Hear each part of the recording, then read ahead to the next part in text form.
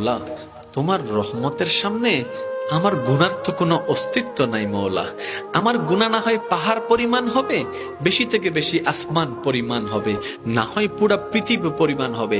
তোমার রহমত তো অগণিত, তোমার রহমত তো অসীম, তোমার রহমত তো আনলিমিটেড। এবার রব্বে করিম বলে, তাহলে ঘাবড়াস কেন, তাহলে মন ছোট করস কেন?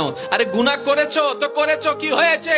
একবার তো তওবার মাধ্যমে আমি রবের দরবারে ফিরে আই। মওলা, ফিরে আসতে পারবো তো? দরজা কি খোলা আছে?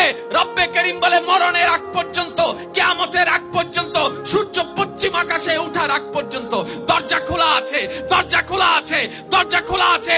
এবার বান্দা বলে, মওলা 24টা ঘন্টার কোন টাইমে আসলে সেই দরজা খোলা পাবো?